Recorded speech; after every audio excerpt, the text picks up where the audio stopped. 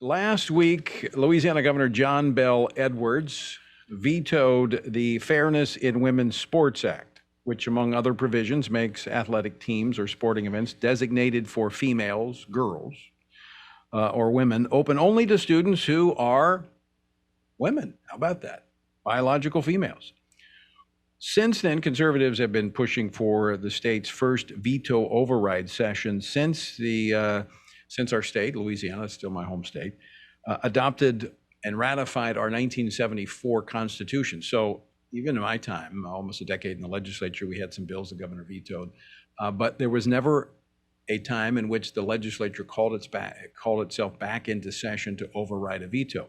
Well, adding to this is the legislature passed a number of other bills that the governor vetoed, including a constitutional carry.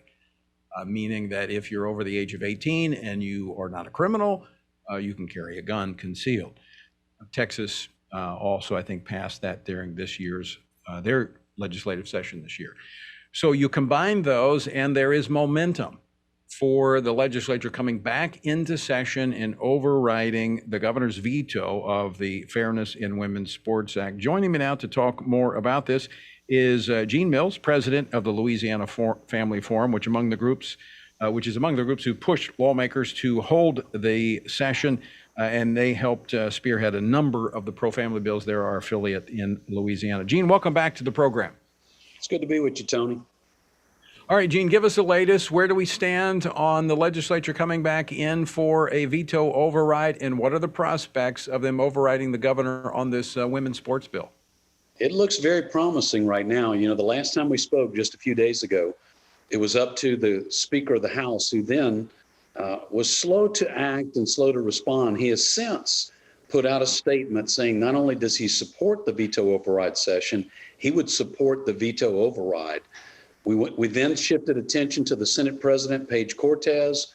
I understand there was a late night meeting last night between the governor, the Senate President, the House Speaker, and I think it was a pretty strong conversation. And the governor walked away with a very real understanding that Louisiana was not budging on this question. Louisiana ladies, families, our women and girls deserve protection on this playing field and on the podiums.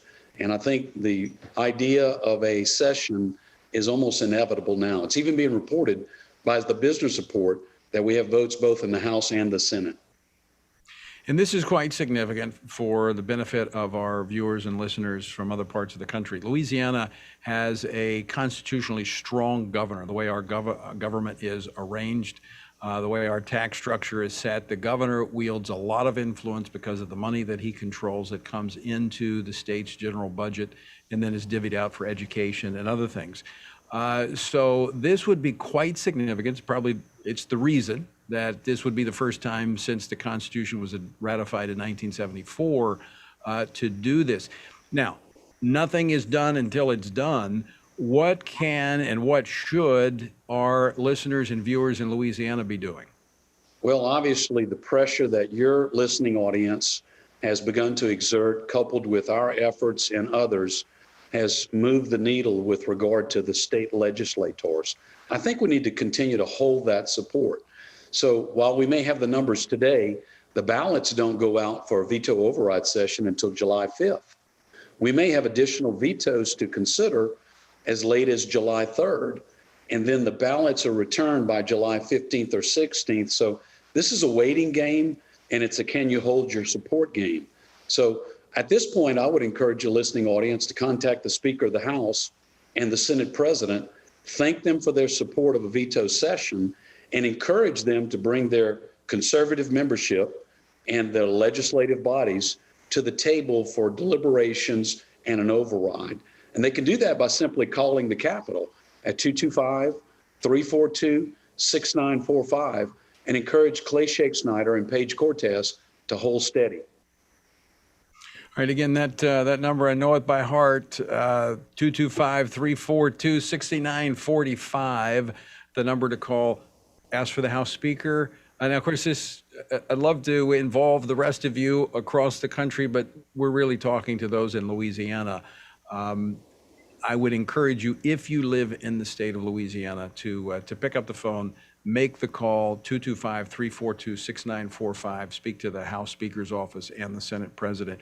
So give us, Gene, again, very quickly, the timeline that this may unfold. Okay, so we're going to hear of any additional vetoes. If I were advising the governor and he hasn't asked me to advise him, I would stand down on any new vetoes because that will make this inevitable, though it may be inevitable anyway. By July 3rd, July 5th, the ballots go out.